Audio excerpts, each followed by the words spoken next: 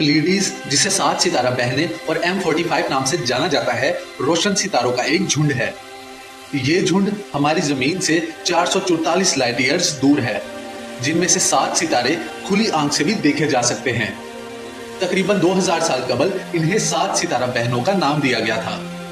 1610 में Galileo telescope के जरिए इन 7 सितारा बहनों को देखने वाला पहला एस्ट्रोनॉमर था।